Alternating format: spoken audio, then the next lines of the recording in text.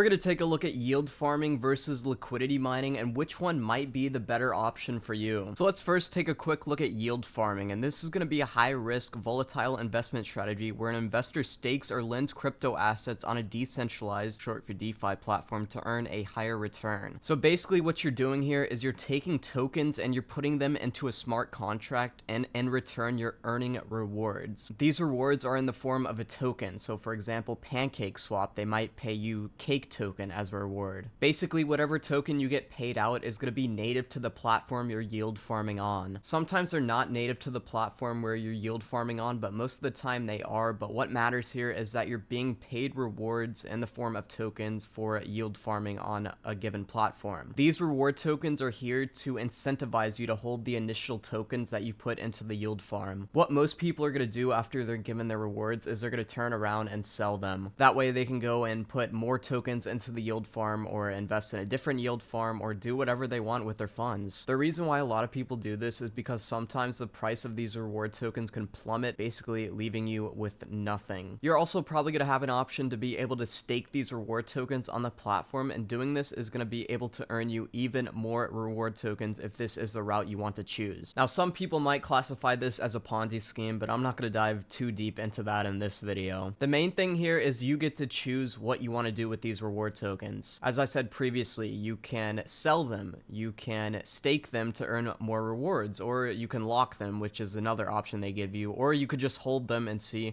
take a gamble on what's going to happen with the future price. Me personally though, I'm going to go ahead and sell those to invest in assets I actually want to hold. With that out of the way, let's now transition to what is liquidity mining. So what is happening here? Basically, users are providing their crypto token holdings to decentralized exchanges, and they're receiving LP tokens. These are called liquidity pool tokens in return for providing their crypto holdings to those exchanges. Now, LP tokens are going to be used to calculate a reward based on the fees accumulated by the pool, which is divided among all the LP token holders. So the more LP tokens you have in that pool, the more sort of fees you're going to get from providing your tokens to that exchange.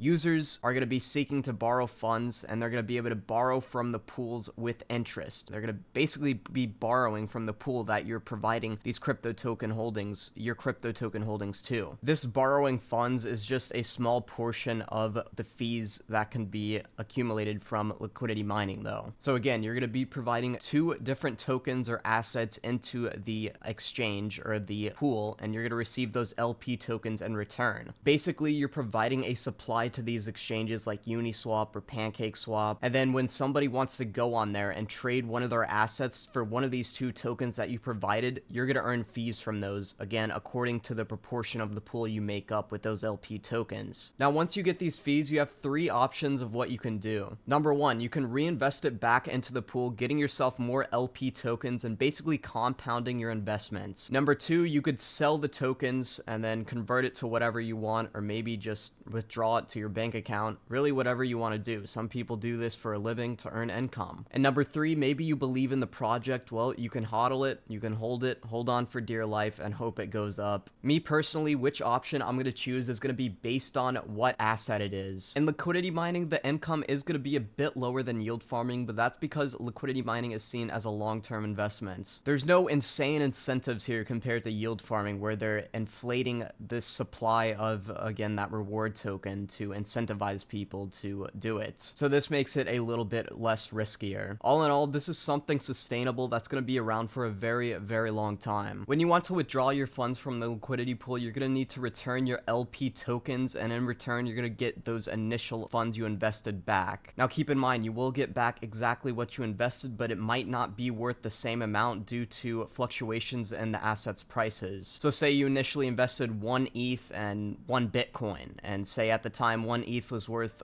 $4,000 and 1 Bitcoin was worth $40,000. Well, when you decide to exit the pool and withdraw those funds, you're still going to get the 1 ETH and 1 Bitcoin back. However, the current price of these might be different than the price they were at when you initially invested into the pool. So your ETH might be worth $5,000 and your Bitcoin might be worth $50,000, or your ETH could be worth $3,000 and your Bitcoin could be worth $30,000. So again, there are advantages and disadvantages of both yield farming and liquidity mining. Most of the time, I'm going to go ahead ahead and go with liquidity mining since it's more sustainable over the long term. Drop a like and subscribe if you guys found this video informative, and if you want to learn more about decentralized finance, hit that bell.